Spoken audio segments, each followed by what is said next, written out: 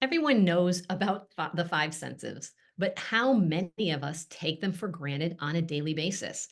Well, take them for granted until something changes. Maybe your vision gets a little fuzzy, or you're constantly enlarging your screen so you can see the words. Maybe you notice a ringing in your ears, or maybe you just aren't feeling and smelling things the way you used to.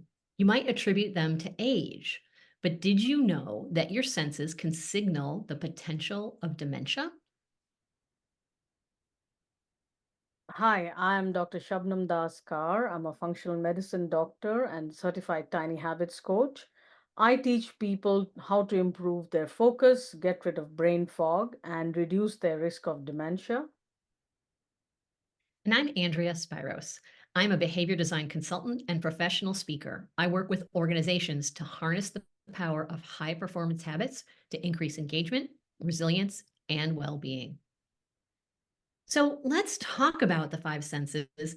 Vision, hearing, and sense of smell, they seem disconnected to a lot of people. They're all separate, but why are they important? Yeah, I mean, for a long time, we didn't think of vision, hearing, and smell as, these are, yes, we know they're very important because they're the primary senses. We use them to figure out how, our environment, because our primary function and the primary function of the brain is to make sure that we are safe, and we need all those three senses to know whether we are safe or not. So, recently, there have been quite a lot of studies which have shown that people who have poor vision, people who have lost their sense of smell, or they have lost their hearing, all those three groups of people are at a higher risk for dementias like Alzheimer's. And Alzheimer's is the commonest form of dementia, but there are others as well. But we usually talk about Alzheimer's and dementia kind of interchangeably. But what is interesting, Andrea, is sometimes it's like it's not just finding the problem. We also need to know whether solving for those problems will help reduce the risk of dementia. Because you and I always talk about solutions, we want to give a message of hope. So, Yes. solving for all those three conditions have shown that they can reduce our risk for dementia, and that is really good news. And that's exciting news too, because I think so many people listening out there are thinking, well, my vision's going, that's just the way it is, and it's all about just vision. Or, well, yeah, I don't hear as well. I went to a lot of concerts when I was younger and I didn't wear ear protection, and that's just about that. But what you're saying is these can be indicators of potential dementia down the line, and by solving for them, by improving vision, by improving your hearing, by solving whatever, finding whatever root cause is actually contributing to that, that it can actually reduce your risk of dementia. And that is a huge sense of hope for so many people who attribute these things to being out of their control. Yeah, and when it comes to vision, Andrea, I mean, we think of not being able to see at all. But the other problem that really bothers me, and because I started asking people about their vision now, I'm sure you know a lot of, particularly women, who don't like wearing their glasses, even if they need them, because of various reasons. Sometimes some of them will say, I keep forgetting, mine is not comfortable. But the fact is, when we can't see properly, one problem is the brain has gets extra load. So the cognitive burden goes up, and the brain has to work extra hard to make sense of the environment. And we don't need to give that extra load to the brain, because the brain already has to do a lot of wonderful things. And Andrea, when I was talking to some people, and one lady said, oh, I don't like wearing my glasses. I said, don't you have a problem? Because I know you are supposed to wear your glasses all the time. That's what your doctor told you. And she says, no, I can see okay. I can't see the fine, like I can't see someone's eyes, but I know where the eyes are. I said, but did you know what it does to your brain? She says, I had no idea. I said, no, this is going to raise your risk for dementia. It's amazing how when people, well, we often talk that information doesn't always lead to action, but that's only when you have a preconceived attitude around that.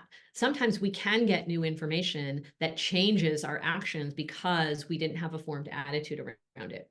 And I think a great analogy here is that when you're without your glasses and you need them, it is like walking around with weights or a weighted vest. Now, if you want to walk around with a weighted vest for your walk because you think it's healthy, that's great. But when you are not using your glasses and you need them, it is like wearing weights that you don't need and making everything harder to do and using up more energy for your brain. And that can contribute not only to dementia down the line, but also just a feeling of fatigue. Oh, absolutely. I recently, experienced it personally because my numbers changed, and as you know, it takes a long time for new lenses to be made. So I got my near one, the work one, which is not meant for distant vision, and my other one, my progressives are not ready yet. So when I switch between my two lenses, I'm like, for some time, it's all confusing. It's like don't see clearly. And I'm thinking, oh my God, now I know what this means. Yeah, it's really profound. And now that we're mentioning it, if you are one of those people who isn't wearing their glasses, just do a little bit of an experiment. Yeah, Try wearing your glasses very consistently for a day. Notice how you feel. Try just doing what you normally do and notice how you feel. And let your own body and your own energy level be your guide to what you want to do more of. So let's yeah. talk about some And of the also, other. Andrea, before we move ahead to the next one, with vision, very important is if you have cataract. So studies have shown that now cataract is basically with age. Sometimes it's also in people who have diabetes or who have used steroids. They may have early cataract. Basically, the lens, the normal natural lens in the eye. The eye is such a sophisticated organ, I tell you. The non natural lens in the eye becomes sort of clouded, so it doesn't work as well. And sometimes people may find that they have rapid change in their numbers. And when they go to the optometrist or the doctor, they tell them that, okay, you have early cataract. So that is something important to keep in mind. Another factor that I want to highlight is sometimes people with young onset dementia, and I know we are going to do an episode on young onset dementia. So, young onset dementia is dementia in people who are younger than 65 years. What they found is they would go to their optometrist very often saying that I have problem with vision. And the optometrist would tell them, your numbers are okay. This is not you don't have a problem with this. It could be, is it a mental health problem? It is something else. But it was actually a red flag for dementia diagnosis. And one of the sad things with a lot of not only early onset dementia, also with later dementia, is sometimes it takes a long time for diagnosis. So this is a red flag. If you are someone who has vision problems and you feel that you can't see as well, maybe it's time to get a proper, brain assessment done because it could be a red flag for something down the line. So that And is you're something. catching it early. Right, and Yeah, you want to catch it early, so then you have more agency to head it off, because this is not "Oh, you have it, and there's nothing you can do about it." There are many, yeah. many things, like, listen to a lot of the rest of our podcast, forthcoming and previous. We're always about solution. There's nothing done until it's done. So should we just dive deeper, a little bit more deeply into, um, vision? Or do you wanna go back and talk about some of the some of the others? I think we could move to the others because basically we've already said that if you have a problem with vision, number one, go and get the solutions because solving for vision problems can help your brain function better. And it doesn't And even then you have to be dementia down the line. Even like tomorrow, it no, could function better. yeah, it could actually raise your energy level, right? If you're not using all your energy just to see, then you probably have a lot of energies to do other fun things in your life. So let's talk about hearing loss and dementia. And I will share personally that I did go to a lot of concerts when I was younger, and I did not wear ear protection. And I started wearing ear protection probably well after college when I got back from a concert and I realized I couldn't hear the sizzling of the eggs I was making and I burned them. And so Oh my from God. then on, I never realized hearing was important to cooking until that moment. And from then on, I use hearing protection, musicians' earplugs whenever I go to any concert or any loud event. But let's talk about how that relates to dementia. So again, like I said at the beginning, studies have shown that when people have hearing loss, which is not corrected, that can be a risk factor for dementia. And the reason is, and again, if they get hearing aids or they find out why the hearing is a problem and get something to help them get that treated, the risk for dementia goes down. So again, there are solutions. It's not just we find a problem, there's nothing you can do. With hearing, what happens is one of the things we talked about earlier is loneliness and social isolation. So sometimes when people don't hear well, they start disengaging from people around them, and that contributes to not just that contributes to a higher risk for dementia down the line. But the problem is it's the hearing which is getting in the way for them to have a conversation. Because what would normally happen, Andrea, I'm sure you've seen a lot of people as well. My 94-year-old mother-in-law she's hard of hearing. She got a hearing aid and she didn't want to use it at all, so we just said, okay, let her be. But she doesn't engage with everyone else because she can't hear. And when you're screaming at the top of your voice, the whole atmosphere in the house is like, it's not at all Or pleasant. repeating yourself. And even if you know someone is hard of hearing and it's not that they're just not listening, it can be hard on you to repeat yourself constantly. It can lead to frustration. And also people don't realize, because we're not taught, that you don't just have to yell to speak more loudly. You can project a little more deeply or Mm. enunciate more clearly in order for people who are hard of hearing. But either way, the atmosphere is stressful. And then the people who have the hearing issue definitely aren't getting the stimulation from the conversations, the connection, and things like that. And it can be a burden. I have a similar situation. My dad actually, he got hearing aids so that he could participate, and he remained active and vital.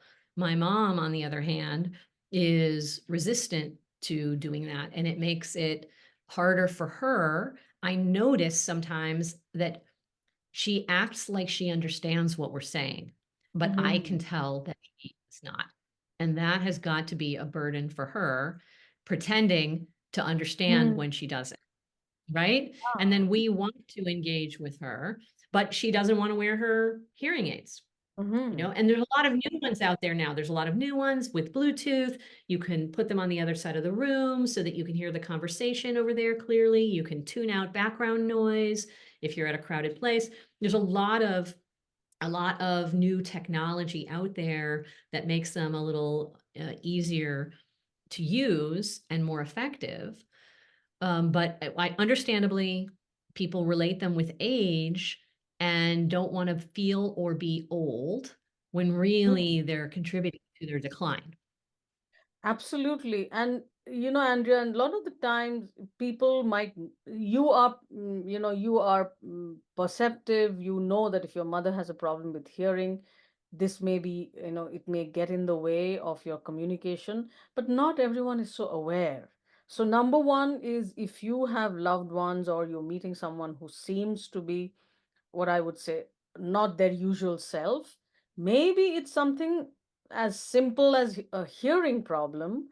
But the other thing, Andrea, you mentioned about, music concerts. Just 2 days ago, I went to watch a movie with my son and I realized, oh my God, because at home, the TV is like I can adjust the volume. I Right, suddenly right. felt it was so loud and I'm like digging into my purse looking for earplugs. And I thought, oh, why did I leave? I carry earplugs in every purse. somehow I missed out or I couldn't dig it out in the darkness. I said, note to self, make sure you have earplugs in every bag. And it's not, and not just movie halls. I remember going to a wedding in India, and oh my Yeah. God, this was like, it was a big shock because I said, no, I have to protect my hearing. So the point is, yes, you might look a little funny with, earplugs, but you're But you saving know, your weight.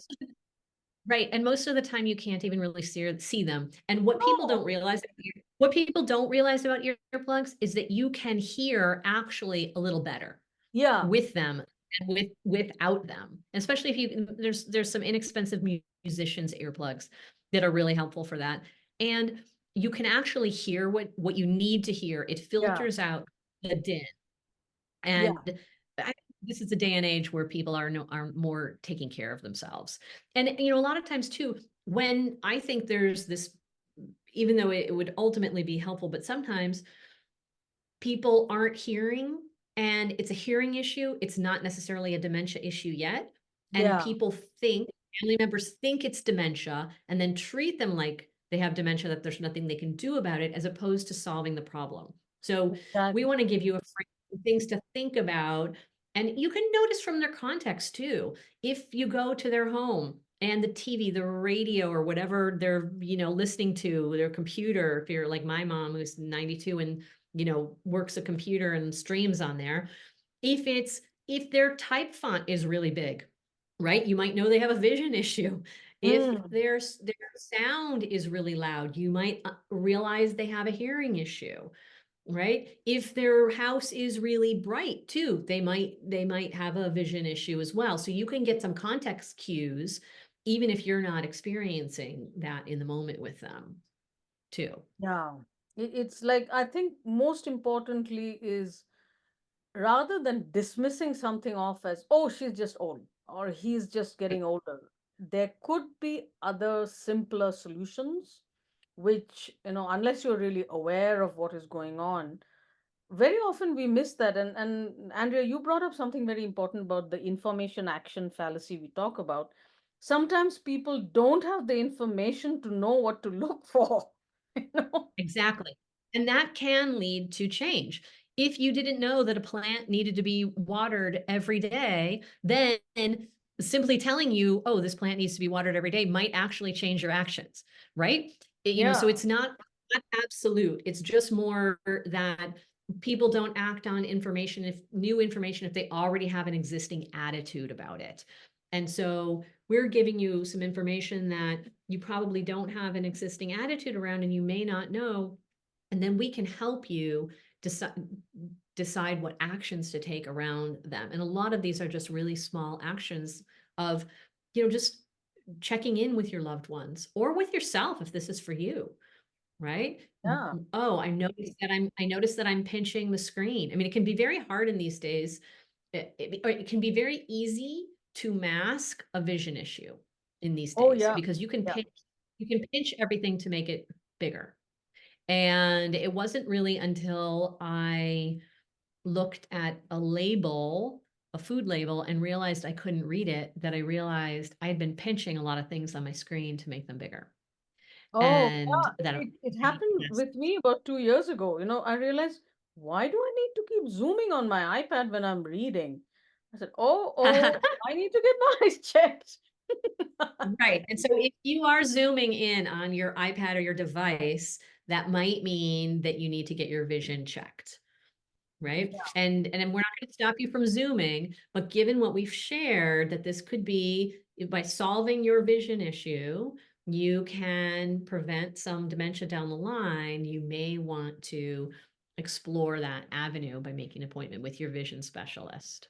Should we and talk about sense of smell? Because I think that that is one that people, I think that's the sense that we most take for granted, yeah, so honestly. before we I go ahead think, with smell, I just one thing I wanted to point out is, in the show notes, I'm going to share a free app. It's by the World Health Organization. So you can use that app on your phone with earpods or your phones to test your own hearing. Now, this is not a definitive test, but it's sort of like a screening test. So, screening meaning if you scored low on that test, you need to go to your doctor to talk about, how to get yourself tested for hearing, because normally most family doctors wouldn't really test for hearing unless you complain of like severe hearing loss. So that the name of the app is Hear Who, HEARWHO, and I'll add the link to the show notes. It's a free app, free download on iOS as well as Android. So get that done and follow the instructions after that. If you score low in that, you need to talk to a doctor to figure out whether you need more advanced testing. So What now, a great yes, the resource. sense of smell. Oh, yeah. That's like, Yeah, let's talk about that. so smell memories last the longest, Andrea. So I think back to my childhood, and there were some, like, I know some of my mother's cooking. When I get that smell today, it's like, oh yeah, this is what we used to eat as kids, and I used to love this and this. I'm sure everyone has those memories, right? Either it's mother or grandmother's baking or something like that. Exactly. I even the smell of the air when I was a kid, I grew up outside of Chicago. We could tell as kids when it was going to rain by the smell in the air. Oh And I yeah, can that still smell, remember that. Andrea. I was in India, and there's some parts of India where monsoon is really heavy. So that first smell of, the earth soaking with the rain, that earthy Yeah. smell, I can still smell it now that you talk about it. Yeah, it's the sense of smell they really, really, really can embed. So how does it affect the brain? So again, when they looked at, the sense of smell, when they tested this and they looked at the risk for dementia, they found that people who had a diminished sense of smell, they had a higher risk for dementia. And also, another important thing, Andrea, we have two episodes on the ApoE4 gene. And Right. remind me to talk about the ApoE4 gene and olfaction and smell, the sense of smell as well.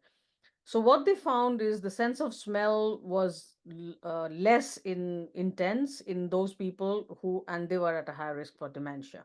Now, the interesting thing about the sense of smell is medical term for sense of smell is olfaction or olfactory receptors. So these receptors, very interestingly, are present not just in the nose, they are present in skin and heart and lungs and kidneys and muscles and testes and sperm, all the areas we never thought would be related to a sense of smell.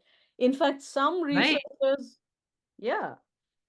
some researchers in the field think that these receptors have been wrongly named as olfactory receptors. Otherwise, there would have been more research on them.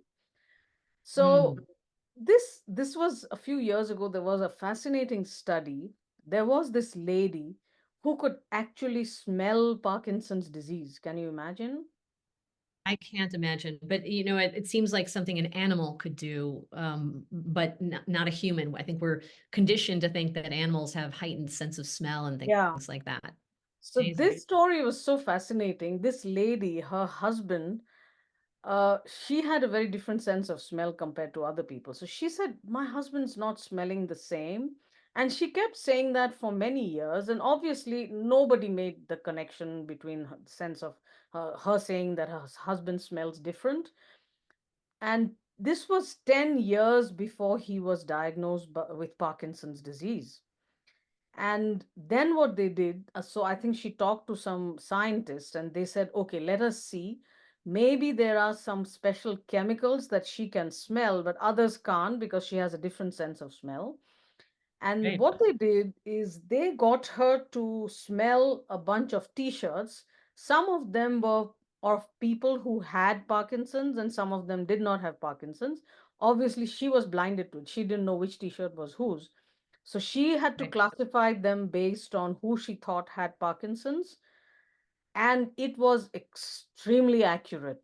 And the one person who she thought had Parkinson's but actually didn't have was diagnosed with Parkinson's 2 years later.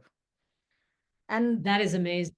it's so fascinating, And then now the next part of the study has not come out, which they are working on it because Parkinson's again is a fairly common and very serious disease of the nervous system, if people can be diagnosed earlier or suspected earlier. So she thought, 10 years before her husband was diagnosed, she could smell that he was different.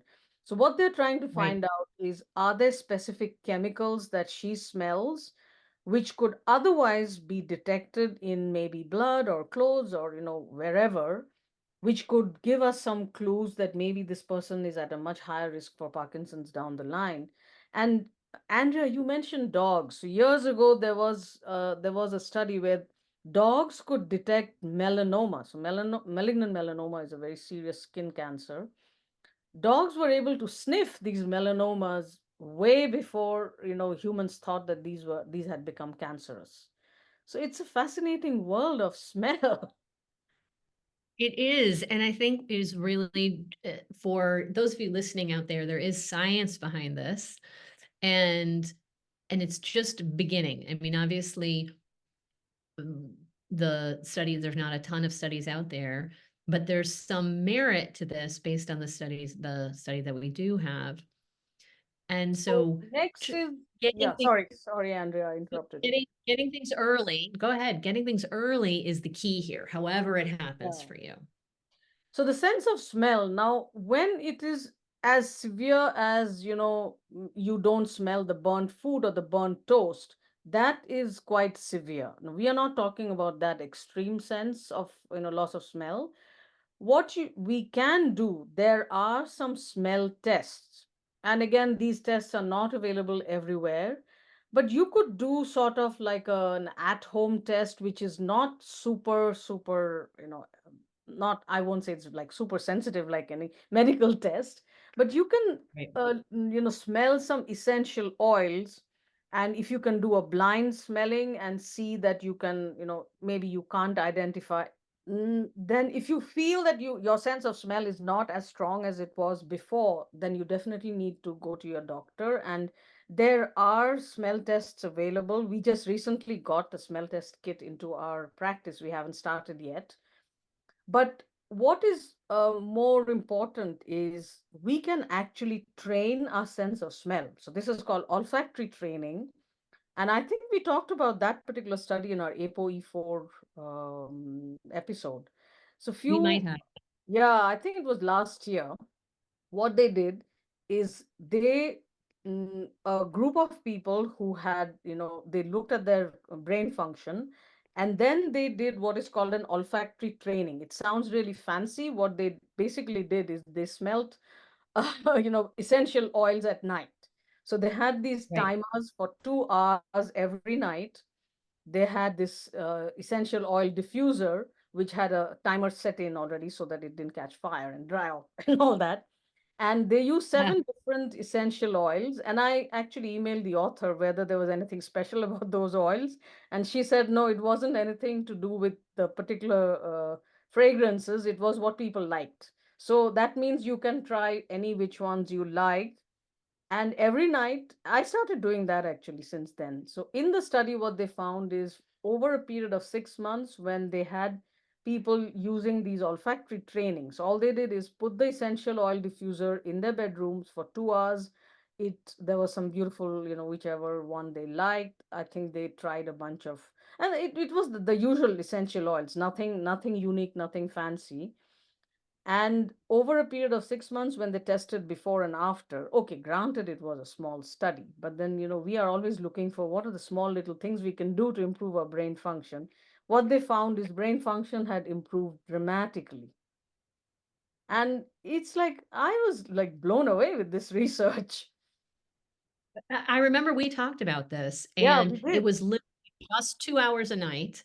They had the diffuser on a timer, and the even though it was a small study, the brain function did improve dramatically. And how easy is that to do? One time action, buy a diffuser, another time end the oil, and Mhm. then set it on a timer so it goes off for a couple hours. And you can set it off in the middle of your night where you don't have to worry about it. You can just go to sleep and it'll diffuse and you can have increased brain function. Yeah, that's what I've been doing since I read that study. And of course, I didn't do a before and after brain test, so I can't say anything about whether my brain function improved. And you know what? Then my husband comes says, "Oh, it smells so good." And bare minimum, it smells good. Yeah, And bare you minimum, it smells very good. And of course, added benefit is you might improve your brain function. So again, creating a habit. So now, turning on the diffuser, now I'm thinking, oh, I need a bigger tank in that diffuser so that I don't have to fill it in every 2 days. And I right, have yeah, or get essential bigger. Now oils. that you're doing it, right? Now that you're doing it, you can maybe upgrade your diffuser, and so Yeah. you can fill it days or once a week or things like that, and create a habit around that. And we're not saying that you have to go out and get the best diffuser. Just try something inexpensive if this appeals to you. Get the oils, which we can put those in the show notes, some of that information, and then see how you like it. And Yeah. then if you're using as much as Shabnam, then you can either form a habit to fill it up or get a bigger one or get a timer so it goes off in the middle of the night, no matter what time, if you go to bed late or early. And then do your own before and after. Yeah. And like you said, at best what will happen, you get to smell some wonderful stuff. And the other thing is, Exactly. so I asked the author whether there was anything about using it at night. And she said no, it was just convenient. So I'm sure even in the day, if you are in an office or somewhere, again, the study did not do that, but that doesn't mean you can't do it. Right. And you want to obviously be kind to your coworkers. You want to, if some people have smell sensitivities, Yeah. but if you work you work from home, you might want to set that up in your office, see how it works for you, and let us know.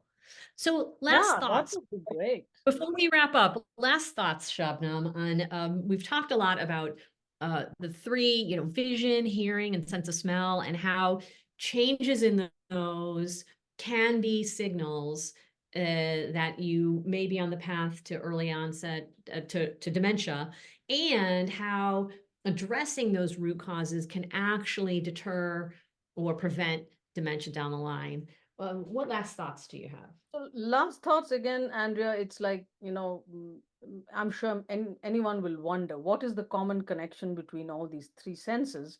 So one is, of course, the nervous system is related to all of them. So we have an olfactory nerve, we have an optic nerve, and we also have, hearing, the nerve for hearing. So all of them are involved with nerves, and conditions like dementia are called neurodegenerative diseases. So neuro as in nervous system, degenerative is as in degeneration. So that is the common, they are all degenerative diseases. The other thing could be there could be inflammation, which is, impacting all of them. So neuroinflammation. It could be some other things which we haven't found out yet that is causing a common problem with all the nerves. So it's interesting because for scientists, it's like, oh, if it is this particular thing, if it is neurodegeneration, can we target the neurodegeneration with a particular prescription medication or a group of medications? But as far as I know, we haven't figured that out yet. We don't have one medication or something that's going to address all of them yet. But then all these other strategies we talked about, make sure is your vision okay, and if you are supposed to use glasses, do you use them regularly? And we talked about hearing loss and how to test for your hearing and your sense of smell. So do let us know, whether you've used any of these strategies, whether they've helped, what did you learn?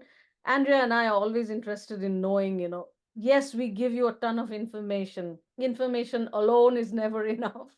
So the thing is, No, it's not. now. Take action and let us know what action. We're happy to support you. Can reach out anytime. We really, truly appreciate you listening. We hope we've delivered great value. We hope you take this out into the world and take action on it. Please like, rate, share, and subscribe. You can find all these podcasts at drkarmd.com. That's drkarmd.com/podcast. Cheers, everyone. Thank you. Bye now.